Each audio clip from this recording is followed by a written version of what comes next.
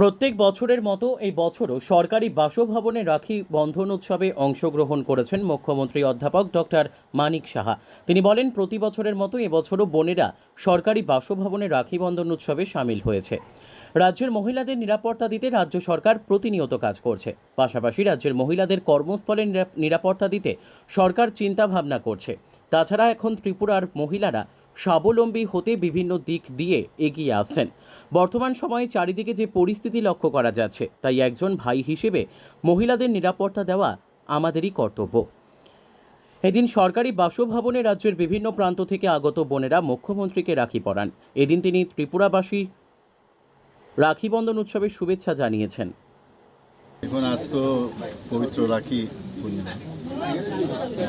প্রতি বছরের মতো এইবারও সমস্ত বোনেরা এসছে এখানে, তো এখানে রাখি বাঁধলো ওরা সবাই, এবং আমাদের দায়িত্ব ওনাদেরকেও দেখে রাখা, ওদেরকে দেখে রাখা, তাদের ওয়েলবিং সম্পর্কে সবসময় চিন্তা করা। পপুলেশনের অর্ধেকই হচ্ছে আমাদের মহিলা।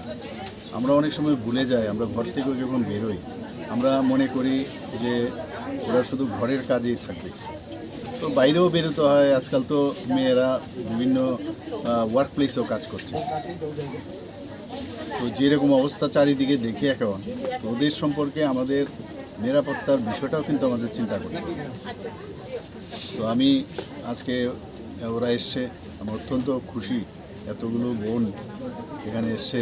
তো ওরা যেন ভালো থাকে, এবং বিশেষ করে ত্রিপুরাতে আমরা চাইছি যে আইনের শাসন যখন এখানে প্রতিষ্ঠিত হয়। মাঝে মাঝে এদিক সেদিক হয়, কিন্তু আপনারা নিশ্চয়ই লক্ষ্য করেছেন যখনই কোনো সমস্যা হয় ইমিডিয়েটলি সেটাকে অ্যাড্রেস করা হয়, এবং সেগুলো যাতে আইনের আওতায় নিয়ে আসা হয় সেই দিকে কিন্তু আমাদের সরকার এবং আমি নিজেও এতে সতর্ক থাকি। দেখুন, বোনরা যদি খুশি থাকে তাহলে অনেকাংশে কিন্তু আমাদের সুবিধে হয় অনেক জায়গায়। এবং আমরা বারবার বলি যে নেশামুক্ত ত্রিপুরা, নেশামুক্ত ত্রিপুরা, কিন্তু আমার মনে হয় এখন হিংসামুক্ত ত্রিপুরা বলা উচিত আমাদের। তো আমাদের একটা ড্রাইভ দিতে হবে হিংসামুক্ত ত্রিপুরা, এবং এটা যদি হয় তাহলে রাত্রি বেলাই হোক, দিনের বেলাই হোক, সকালবেলা যখনই হোক, সবাই যেন নিশ্চিন্ত মনে মানুষ কাজ করতে পারে, নিশ্চিন্ত মনে সব জায়গায় যেতে পারে। রাজনীতিতে আমি প্রায়শই দেখছি বিভিন্ন জায়গায় বিভিন্ন ঘটনা ঘটে, এবং সেটা বহুদিনের পুরনো একটা অভ্যেস দাঁড়িয়ে গেছে।